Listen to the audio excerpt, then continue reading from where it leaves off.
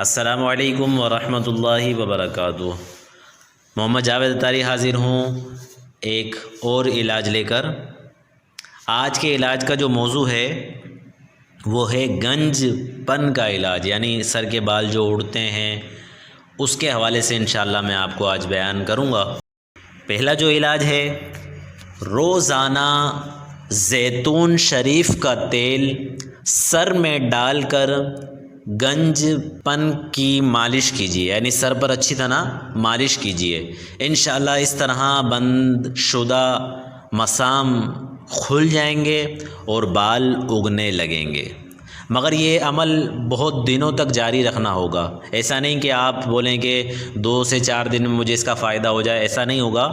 اس کو آپ نے مسلسل جاری رکھنا ہوگا تو انشاءاللہ اس کا رزلٹ آپ دیکھیں گے۔ دوسرا جو علاج ہے وہ یہ کہ سر میں پیاز کا رس تیل کی طرح ڈالنے سے جوؤں کا خاتمہ ہو جاتا ہے، اس کا ایک فائدہ یہ بھی ہے، اور بیماری سے جو بال جھڑ چکے ہوتے ہیں وہ دوبارہ اگ جاتے ہیں۔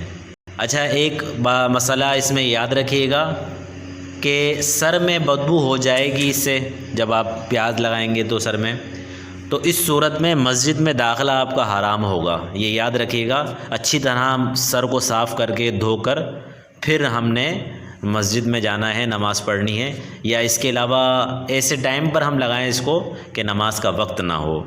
اچھا، اور تیسرا جو علاج ہے، داڑھی یا سر کے بال جھڑتے ہوں یا ٹوٹتے ہوں تو 8 چمچ زیتون کے گرم کیے ہوئے تیل میں، پہلے زیتون کے تیل کے 8 چمچ لے کر آپ نے گرم کرنا ہے اس کو، اس کے بعد اس میں 1 چمچ اصلی شہد اور 1 چمچ باریک پسی ہوئی دار چینی ملا لیں۔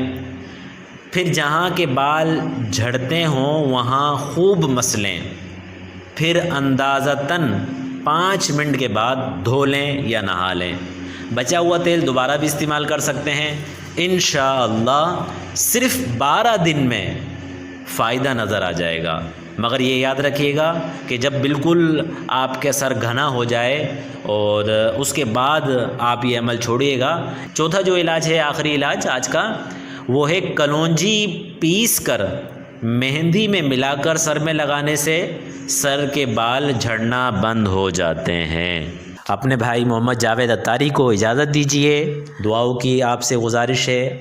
السلام علیکم ورحمۃ اللہ وبرکاتہ۔